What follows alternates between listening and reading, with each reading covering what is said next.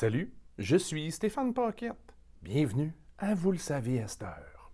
Un foulard, un grand carré de tissu qui se porte d'habitude autour du cou ou sur la tête. On utilise un foulard généralement pour protéger les cheveux ou le cou contre la poussière, le vent, le soleil et le froid. J'ai pas été capable. Pas capable de faire le quatrième. Ou on peut même le porter tout simplement comme accessoire de mode. Des foulards, il y en a de toutes les grandeurs et de toutes les couleurs. Mais il existe un foulard en particulier qui est plus qu'une simple déclaration de mode pour les femmes autochtones. Un foulard qui a été adopté par de nombreuses nations autochtones et qui est devenu un symbole iconique représentant la force et la persévérance. Un foulard qui, drôlement, n'est même pas d'origine autochtone. Le foulard en question vient de l'Ukraine. Bon, pour tous ceux et celles qui sont pas forts en géographie, l'Ukraine est le deuxième plus grand pays de l'Europe. De rien.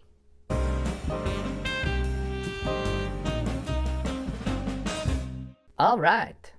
Le foulard de Kokum, aussi connu comme le foulard à fleurs ukrainien, est un mouchoir de tissu aux couleurs vives qui est devenu un article de base populaire pour les grands-mères et les femmes aînées autochtones.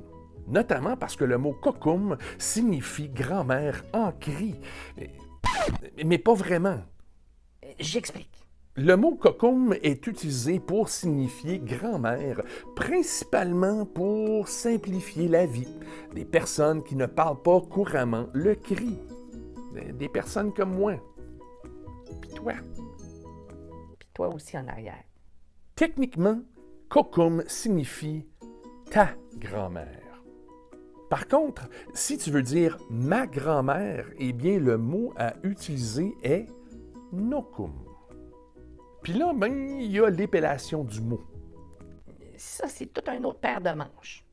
Si vous faites des recherches dans le Google, vous risquez de voir le mot kokum épelé K-O-K-U-M.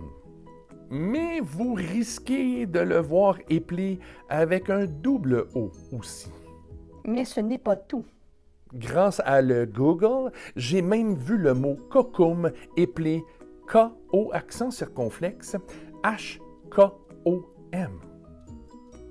Mais quelle épellation est la bonne? Ça, malheureusement, je le sais pas. C'est l'un des nombreux détails grammaticaux perdus dans la langue cri et dans presque toutes les langues autochtones, malheureusement, grâce au pensionnat. Ouais. Bon, là que je vous ai tout mélangé, retournons au foulard. Là, je suis certain qu'il y en a plusieurs d'entre vous qui se posent la question. Mais Stéphane, comment est-ce qu'un foulard de l'Ukraine est devenu une partie intégrante de la culture autochtone? Comment? Voici. Dans les prairies, il existe une vaste histoire de commerce et d'échange entre les nations autochtones. Mais ce que les gens ne connaissent peut-être pas, c'est l'histoire du commerce et de la coopération entre les peuples originaux et les colons. Il y a longtemps, lorsque les Ukrainiens sont arrivés sur ce territoire, ils ont apporté avec eux de magnifiques tissus brodés à motifs fleuraux. Des motifs fleuraux qui étaient un complément naturel aux motifs fleuraux que l'on retrouve dans le perlage gris d'aînés et métis. Il existe d'ailleurs de nombreuses similitudes entre les cultures autochtones et ukrainiennes. Notamment le respect de la terre, la beauté des perles, des tresses, des broderies, ainsi que l'importance des cercles, des rythmes et des tambours dans les danses. Ah, puis il y a aussi le respect des grands-mères. C'est important, ça.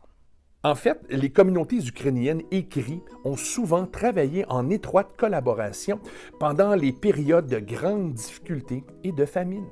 Donc, c'est grâce à ces échanges, à ce commerce et à cette coopération que les foulards ukrainiens à motifs fleuraux ont été adoptés par les femmes autochtones et sont devenus un symbole de la force et du travail acharné. Aujourd'hui, ces foulards sont souvent intégrés dans la tenue cérémoniale de powwow. Pour plusieurs femmes autochtones, porter un foulard de kokum est un signe de fierté. Bon, C'est ça qui est ça. Le foulard de kokum. Un foulard de tissu à motifs floraux et aux couleurs vives qui fait aujourd'hui partie intégrante de la culture autochtone. Si vous ne saviez pas ce qu'était un foulard de kokum, ou même la signification du mot kokum, ou même que le foulard de kokum est originaire de l'Ukraine, eh bien, vous le savez à cette heure.